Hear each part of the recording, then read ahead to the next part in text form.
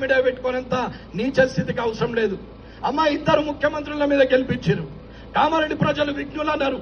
ఇద్దరు ఇట్లలో ఒక్కరు ముఖ్యమంత్రి అవుతారని మీకు తెలుసు, నాకు తెలుసు. అయినా నన్ను ఓటేసి గెలిపించారు.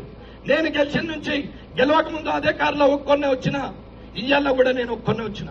20 మందిని వేసుకొని 20 బండ్లు వేసుకొని వస్తేనే లీడర్ అని మీరు అనుకుంటే ఆ లీడర్షిప్ నాకు అవసరం లేదు. పొద్దున్న లేవగానే దరిద్ర ముఖాలు కనిపించేటట్టు ఫ్లెక్సీలు రోడ్ల పొంటంతా వేసుకుంటేనే లీడర్ అంటే ఆ లీడర్ నాకు అవసరం లేదు. భార్య ముఖం భర్త, భర్త ముఖం భార్య చూస్తే శుభం. పిల్లలు తల్లిదండ్రుల ముఖం చూస్తే శుభం. కుటుంబం అంతా దేవుని దగ్గరికి వస్తే శుభం. కానీ దొంగన కొడుకుల ముఖం లీడర్లకు చూస్తే ఏమొస్తుంది నాకు అర్థం కాదు. పొద్దున్న ఒకడు ఈ మూలకు మొక్కుకుంటుంటాడు, ఒకడు చెయ్యూపుతాడు, ఒకడు నడుచుకుంటుంటాడు. సంక్రాంతి పండుగ శుభాకాంక్ష ఆడు ఎత్తనే మనం చేగోలు చేస్తాం, లేకుంటే చేయనే చేయం. ఆడు వినాయక చవితి శుభాకాంక్షలు భాష మాడండి పెట్టినట్టు ఏముంది. దీపావళికి పేనీలు పంపితే కూర్చు, సంక్రాంతికి ముగ్గులేపిస్తే కూర్చు. అదే పని తప్ప వేరే ఆలోచనే లేదు. అమ్మా మున్సిపల్ అంటే కోట్లు. మీకు అర్థమవుతుందా? అభివృద్ధి ఏందనేది కూడా తెలియని పరిస్థితి. 90% జనానికి 90% కూడా చదువుకున్న వాళ్ళకు కూడా మున్సిపల్లో ఇంత ఉంటుందని తెలియాలనే చెప్పిన. అమ్మ ఎవరికి ఓటేస్తారనేది మీ నిర్ణయం. నరేందర్కి వేసుకోరు, ఇంకోనికి వేసుకొని కానీ నిజాయితీకి ఓటేయండి. నిజాయితీగా కాకుండా మీరు అనవసరమైన లంగల్ని గెలిపిస్తే మీ కిందికి నీళ్ళు వస్తాయి తప్ప ఎవరికేం లేదు. అన్న మీరు ఓటేస్తే ఎమ్మెల్యే, మీరు ఓడగొడితే మాజీ ఎమ్మెల్యే, నాకేం పెద్ద సమస్య లేదు. నేను ఓడిపోయినా, నేను గెలిచినా, నేను పర్మనెంట్. రమణారెడ్డి పర్మనెంట్, నా క్యారెక్టర్ పర్మనెంట్, నా నిజాయితీ పర్మనెంట్. మీరు ఓటేస్తే ఎమ్మెల్యే లేకపోతే మాజీ ఎమ్మెల్యే, కానీ నా క్యారెక్టర్ అయితే పోదు. అన్న ప్రాణం ఉన్నన్ని రోజులు నిజాయితీగా ఉంటాం. తినేది లేదు, తిననిచ్చేది లేదు. ఇది కామారెడ్డి మార్పు కోసం మిమ్మల్ని కోరుకునేది. మీకు తెలవాలని చెప్తున్న లెక్కలు. ఈడ అమాయకులు ఉన్నారని నేను అనుకోవట్లేదు, అర్థమైతలేదనేది నేను అనుకోవట్లేదు. కానీ అర్థం కాకుండా నాకెందుకులే అనుకునే ఒక మనస్తత్వం అందరికీ అలవాటైంది. అమ్మా మనకే అవసరం, మందికి అవసరం లేదు.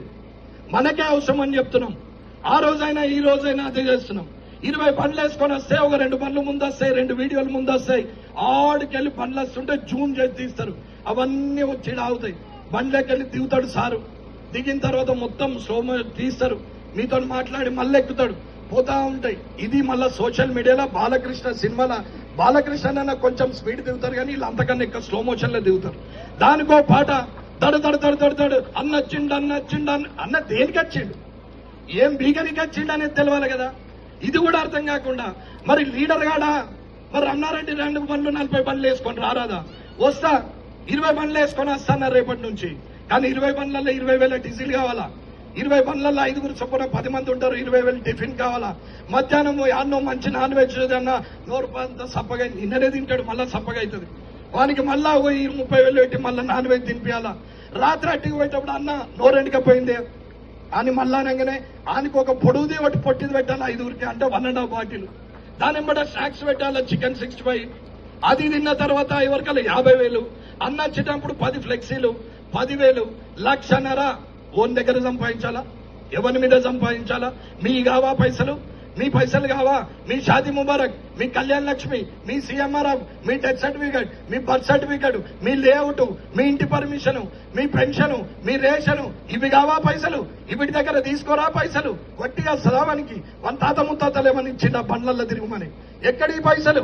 ఇంట్లో ఫ్యామిలీ 5 కాదు, ఉద్యోగస్తులు ఒక ఊరికి పోతే ఇంకో 4 వేసుకొని షేరింగ్ చేసుకొని పోతారే. మరి దాంట్లో నా షేరింగ్ ఇలా కనపడదా? అది నా పైసా, ఇదేమో ప్రజల పైసా. ప్రజలలో నువ్వు లేవా?